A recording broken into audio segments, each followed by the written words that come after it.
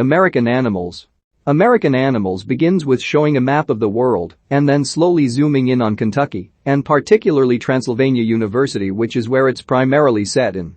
In the intro we see people doing makeup, but we don't know what it's for yet. Spencer is a student there and an artist, and is best friends with Warren, who is also a student. They are both very normal suburban kids who, along with their Eric, decide that they want to do something to make their lives extraordinary.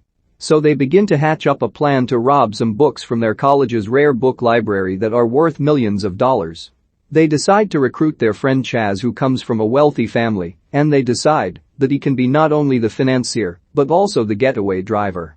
They begin to plot the crime in Warren's basement, and the boys realize that the one thing that is getting in their way is Betty Jean Gooch, who is the librarian in the rare books area. Warren suggests they all draw straws to see who has to take her out, and they all say no, so Warren says that he will take care of it all.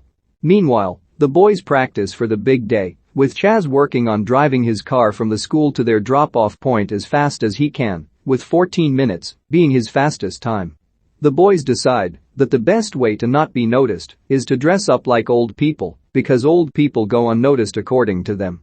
So they start applying the makeup similar to how it was applied during the opening scenes of the movie.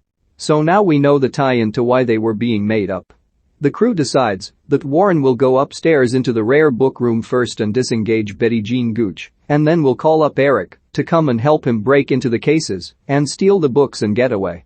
Spencer is perched up on a roof across the way and is acting as lookout, and Chaz is parked in the car ready to get away. As Warren gets to the top floor, he looks into the rare book room and realizes that there's some kind of staff meeting going on, and Mrs. Gooch has 4 or 5 other people with her in the library. So they have to abort the heist.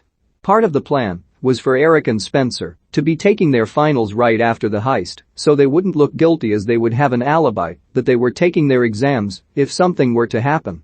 So they have to first go take their exam after the failed heist. As they're driving back to Warren's place, Spencer seems to feel a sense of relief that it isn't going to happen. He starts telling Warren maybe it's best that we didn't do it. But Warren maintains that it's not for the best, and he's furious about the whole thing. So he decides that they're just going to take another run at it before finals are over. But this time they're just going to act as though they're book collectors and make an appointment to be alone in the library with Mrs. Gooch. They schedule the appointment, and Warren goes upstairs with the plan that he will subdue Mrs. Gooch and then have Eric come up to help carry the books out of there. So Warren goes up and is meeting with Mrs. Gooch. The camera then pans back to Eric, who is checking his phone over and over waiting for Warren to call. The phone rings, and it's Warren saying it's clear to come up. Eric gets upstairs and sees that Mrs. Gooch is still sitting at her desk.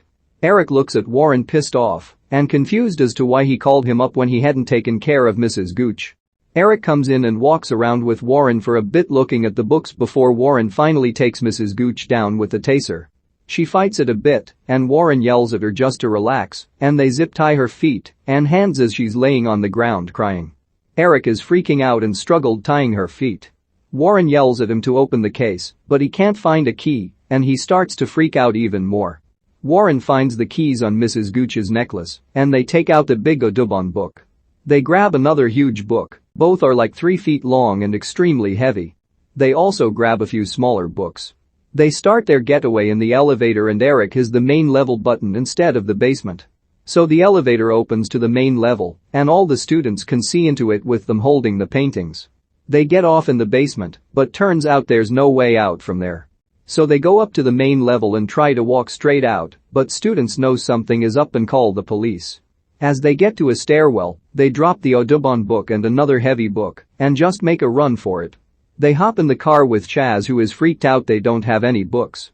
They drive away, and Chaz eventually kicks them out of his car as he's really pissed off and worried. The guys did manage to get a Darwin book and another rare book out of there, and they set an appointment in New York City with a Christie's buyer. They hope to sell the books before 8 days, when they end up in the FBI stolen files. So they road trip to Nick and meet with a buyer who says they are amazing. But she also says their main buyer isn't there, and she can't approve a sale until the next day. The guys get back to the car and freak out about it, and inevitably decide to go home. Once home, Spencer realizes they gave his college email address and personal cell phone to the lady at Christie's, and that might get them caught. The boys try to go back to life as normal, but we see shots of them each individually getting arrested. We find out that they plead guilty and each get 7 years in prison.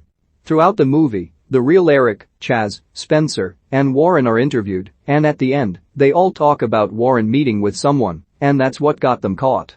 Warren denies it, and the final scenes tell us what all the guys are up to. Chaz is a personal trainer, Warren is studying film, and Spencer is an artist in Kentucky.